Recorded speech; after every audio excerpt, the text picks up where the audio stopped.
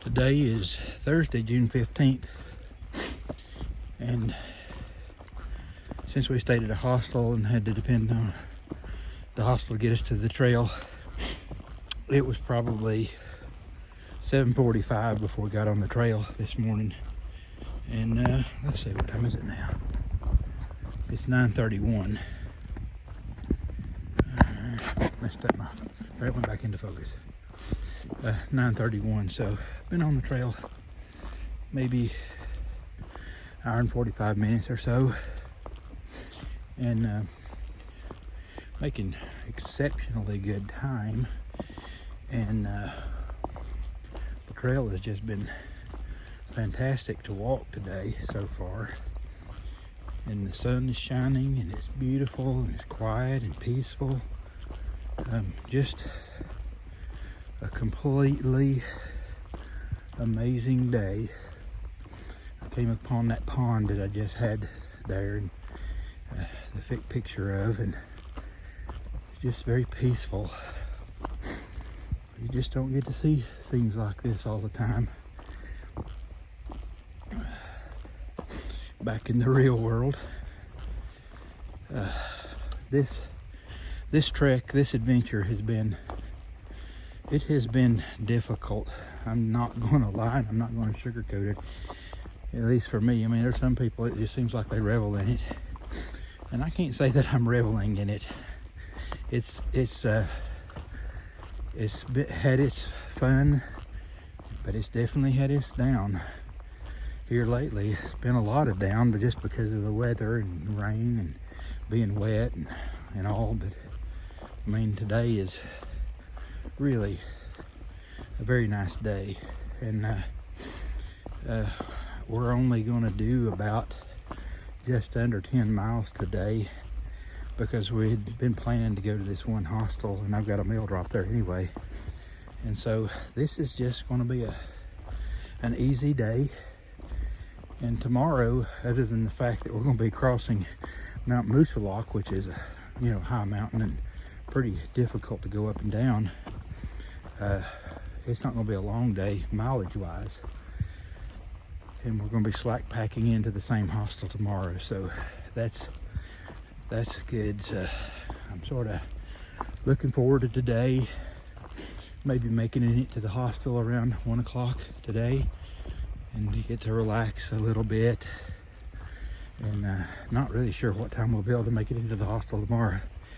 Hopefully maybe around 2, and so we'll have a couple of milder days, because we're going to need it. We're getting ready to go into the whites, and it's just not going to be easy. There's going to be some rough days over the next week and a half or so. Week and a half to 2 weeks.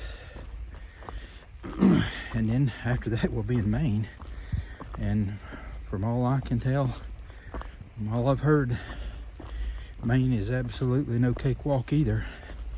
And certainly when we get to the final 100 miles before Baxter State Park, the 100-mile wilderness is certainly not going to be a walk in the park either. So there's some challenges ahead over this next 400 miles. It's like a 400-mile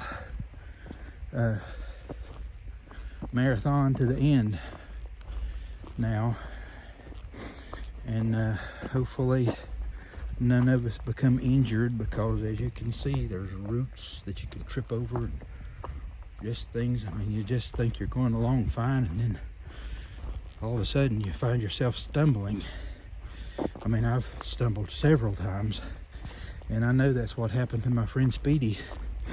She's a competent hiker. She is a competent hiker, and just really close, maybe 20 miles or so up the trail from where I'm at right now, she tripped over a root and broke her leg and ended her hike. And I'm so sad for her. But that just That's the way it is out here. Some people get taken out, and some people get taken out even closer to Katahdin than Speedy was. And it's very disappointing to almost reach your goal and then not be able to attain it. So, as you can see, I mean, this is just some really beautiful trail that I'm walking right now. I hope the camera's not bouncing too much. It's making you sick. I'm trying to walk and hold it steady.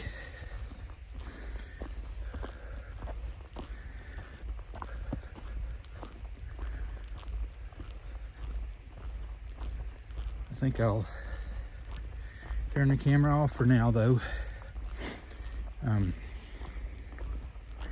Can't think of anything else to share with you at the moment. Well, I'll share this. Splash, one of my hiking partners, has a cousin that lives up this way, and he's going to come up and see us